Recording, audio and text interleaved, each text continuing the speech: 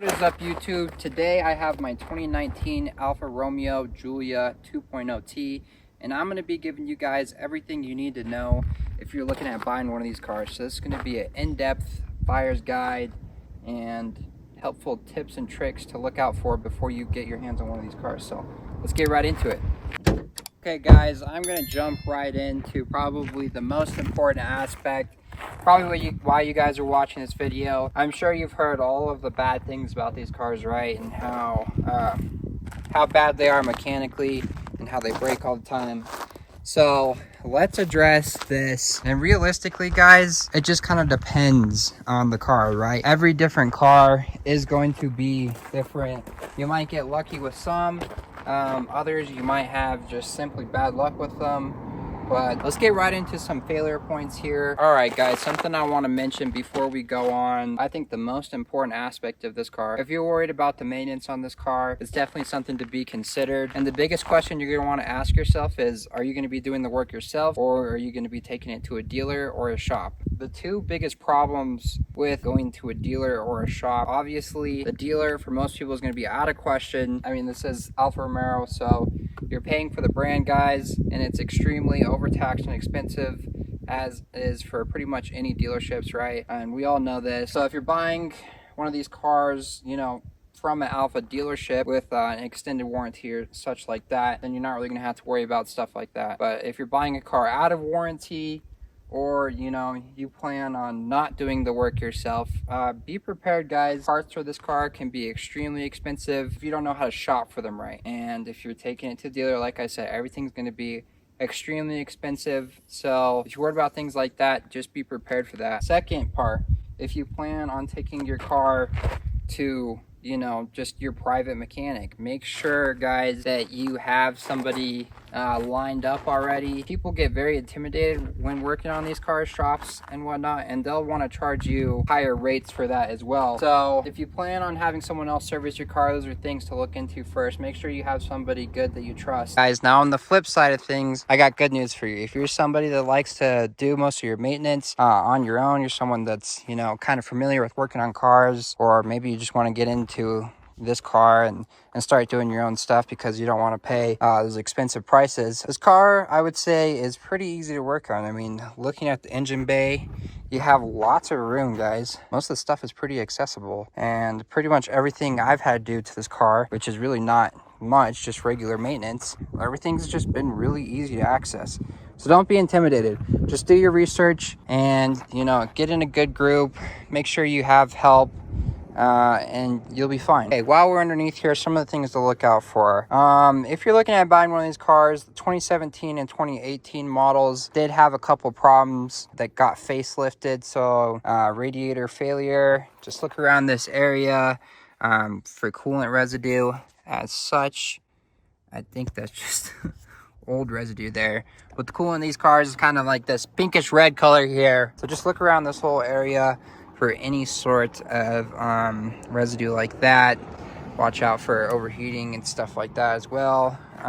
When you go on your test drive, you know, make sure it's staying at operating temperatures, but it's pretty self-explanatory. You also want to check for any sort of coolant or oil residue around the turbo right here, which is very open and easy to see. Guys, these turbo seals like to fail. That's another thing to check. And the 2017-18 models, this is also a common failure point right here, is this coolant line right here. These are prone to exploding. Guys, a very important thing to check here.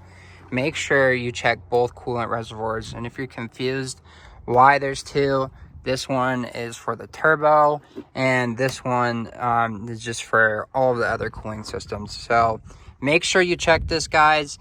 You can see my coolant is actually slightly a different color, and one of the problems that I had with my car was the oil cooler failing internally. Now, I haven't seen many people speak about this on the other reviews. I've watched a couple other videos, and I didn't see anybody mention this, guys. Make sure you check for that.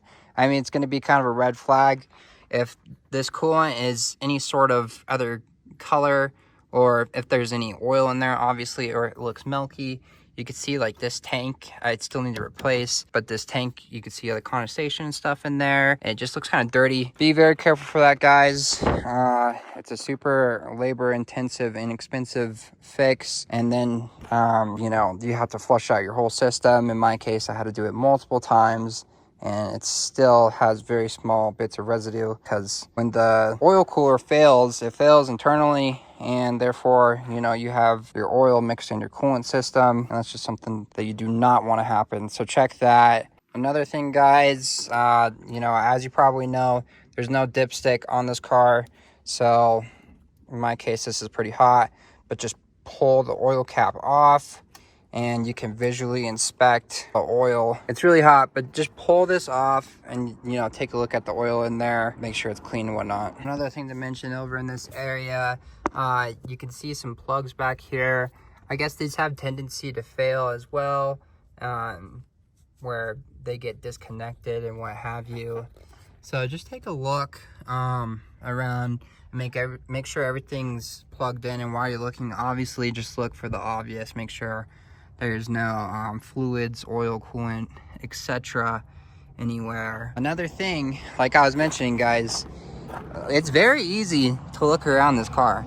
Like visual inspection, everything is out in the open. And most people, I'm sure, wouldn't think that for being an Alfa, right? You think it'd be all crammed in and what have you, but as you can see, I can do a pretty thorough inspection of everything. I can pretty much see everything without even taking anything off, and that makes things a lot easier. So yeah, just give it a good look. Check those things that I mentioned, guys. Besides that, I mean, those are pretty much all the problems that you're gonna have. And let's move to the trunk, and I'll mention what to look for back there. All right, guys, so this is gonna be a very important one. Definitely check this, guys. In the back here, there is your battery cover, and you definitely going to want to see when the battery was replaced. That's one of the biggest problems with these cars. When the battery gets down to a little under 70%, it can give the car a bunch of electrical problems. So check, see how old your battery is, look for any sort of corrosion, you know, ask them, whoever you're buying from, dealer or private owner, see if they've replaced that before. These batteries are expensive and they can cause these cars to have a lot of weird electrical problems. So also keep that in mind. Maybe if you're looking at a car that might have problems, you want to take on, you know, a little bit of a project, that could be what's going on. So definitely check that, guys. I think a good thing to consider when you're buying any car, especially something that's going to be enthusiast based. I'm sure if you're buying this car, you know, you probably care a little bit more about cars than just driving from and to work, or, you know, a commuter car, probably something that you want to enjoy. So the first thing to consider, I'm going to say, is the exterior of the car. Now, especially when you're spending a lot of money on the car, on a car like this, guys, make sure you get the right spec. In my opinion, color, paint color options, all of that small stuff makes a world's difference to how much, you know, I like the car. And if I think that the car looks better, I enjoy it like how I like it, that just changes the aspect of everything for me a lot. So for example, you know, I really like white cars, and I really like just how this car was spec'd out. So first things first, make sure you guys get a spec that you like. It's going to make taking care of the car and all of that other stuff that comes with the car just a lot more enjoyable and better. They care about the car more, so that's what I would say first. While we're still on the exterior of the car, you want to do a good look around of the car, and there are going to be some small things here and there that you want to look in specific that are good. The first thing I'm going to say is look at your bumpers, guys. Make sure your panel lines are lining up good. The bumper is not falling off or anything. These can be extremely expensive to replace. Like in my instance, I even have some paint cracking here, little hairline, I guess fractures, you call it. I'm not really sure what happened, but make sure you look into that stuff. It can be easy to get excited, especially when buying a cool car like this, and just get kind of right into it. But just take your time, guys. Check out small things like that. Really look at the car. This is another thing that I didn't notice when I bought my car because I was just so excited. This whole panel, actually is a different color. So you can see, looks like this was replaced, obviously, and the paint, they didn't get the paint matched right, and you can see it's even cracking right there. So this is definitely probably the worst exterior part of my car. With these cars being so new still, a lot of them are in amazing conditions. You know, with older cars, there's usually always a couple small things, but you could get these cars almost in, you know, showroom condition a lot of the time.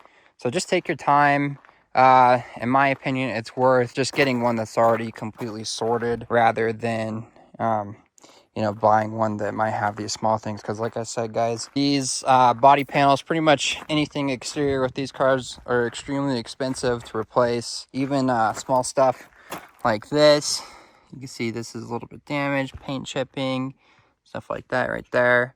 So, you know, this bumper eventually is gonna need to be replaced, and you gotta keep that in mind when you're spending money into this car with depreciation of it. And you know, you kind of have to draw the line at some point unless you plan on keeping it forever. Another good thing to mention, I've noticed that on some of the forums and groups that this area likes to paint fade really bad.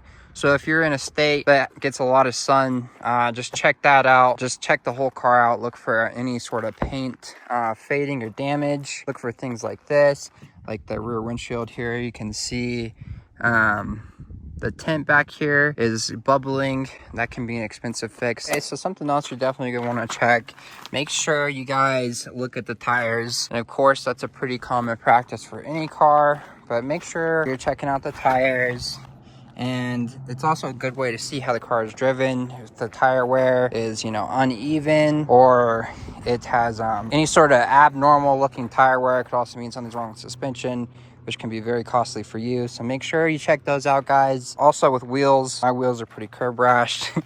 After doing this review, I'm just starting to see all these little imperfections with the car. But yeah, make sure you check out your wheels. Very expensive to replace, unless you plan on going aftermarket, which is still expensive, but there's something good. Another really big thing, make sure you guys look at this. Definitely look at this when you're buying your car. Check your brakes. In my case, I just replaced these. They're not that difficult to replace. If you are replacing them, just know that it can be a hassle. I had a lot of problems replacing mine, and I'll get more into why that is later in the video. I'll have a segment on just doing maintenance on these cars. For short, just check your brakes, you know, and simply just look in there, see what your pad life is, see how the rotors are, see if they have any, you know, abnormal wear or hot spots or anything like that. All right, guys, let's check out the interior. There's a couple things to check in here. First things first, I'm gonna say, you know, just check all your electronics. Like I mentioned before,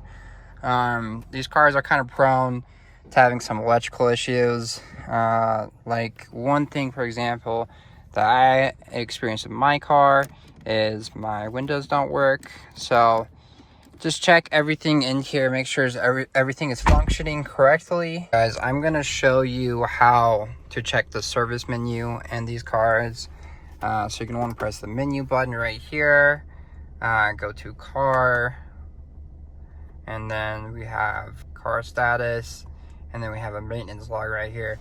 And this is just probably something good to check, even though it doesn't really give you anything in depth, but you can see the miles until your next service and the days here, so that will give you a good idea on last time it's been serviced. And as well, this is also where you find your oil level. So those are two important things to know within the computer system of the car, and that's pretty much all they really have in there that's worth checking for maintenance wise and everything. In here, I noticed that for the sunroofs, I have, you know, the big panoramic roof. And don't ask me why, but for some reason they chose to use this kind of like cloth material for the actual cover of the roof. And my rear one is damaged. So that's a good thing to check. Just check them both, because I'm sure a lot of the other ones get damaged as well. Of course, check all of the regular stuff. Make sure the AC, everything that you would usually look at in any other sort of car is working. So just, You know, take your time, just test all the buttons and everything. Pretty simplistic interior here. If you guys go to look at a car and you're wondering what this is, make sure you check all of these modes. These are the DNA, dynamic, natural, and efficient mode. So just cycle through these. Another kind of good tip, I guess, the car won't let you drive in dynamic if it has any issues.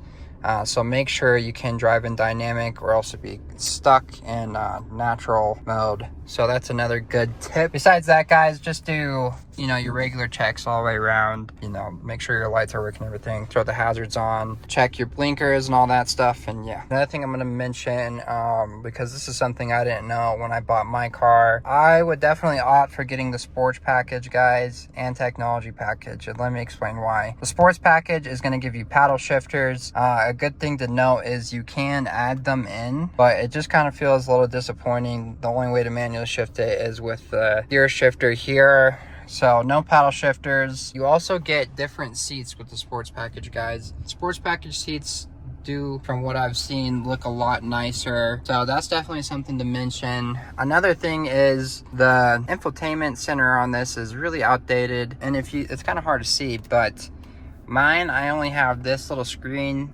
And on a lot of the other ones, if you get the technology package, you get the whole screen.